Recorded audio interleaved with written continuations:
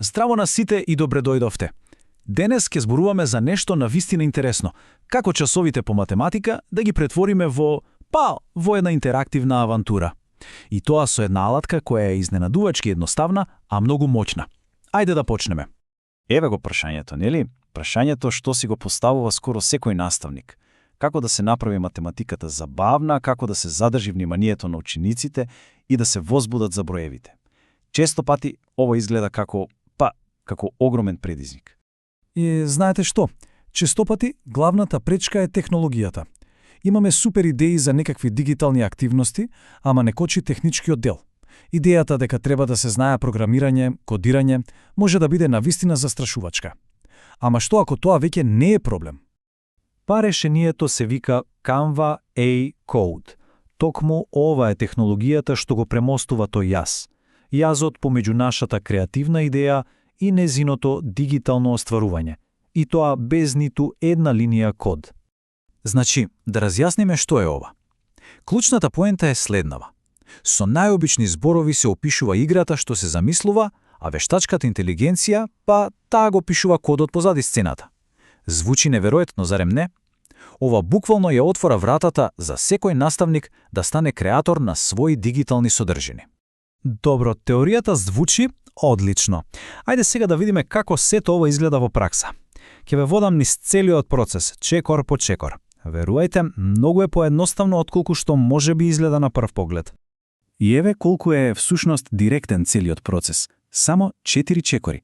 Прво, се најавувате на Canva сметката. Второ, на почетниот екран кликате на Canva AI. Потоа трето, ја бирате опцијата Code. И четврто, најзабавниот дел, ја опишувате вашата идеја за играта.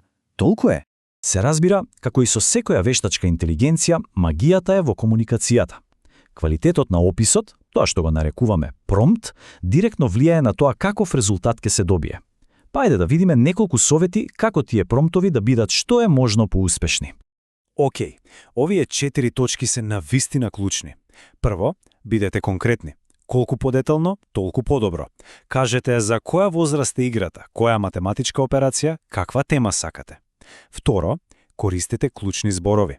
Зборови како игра, квиз, интерактивна и помагаат на вештачката интелигенција да разбере што точно барате. Трето, и можеби најважно, експериментирајте. Не плашете се да пробате различни описи, различни идеи. И четврто, секогаш, ама баш секогаш, тестирајте го тоа што сте го добиле. Проверете дали работи како што сте замислиле. Еве еден одличен пример. Погледнете колку е конкретно ова барање. Возраст 7 години, задача собирање броеви до 20 и тема животни. Ова е кристално јасна инструкција. Вештачката интелигенција точно знае што треба да направи. А што велите за ова? Едно обично вежбање множење со додавање на тема како Вселена и планети веднаш станува возбудлива вселенска мисија. Видете како само еден тематски елемент може целосно да ја смени играта и перцепцијата кај учениците. Сега, тука работите стануваат уште поинтересни. Не бараме само задача, туку додаваме и гейминг елементи.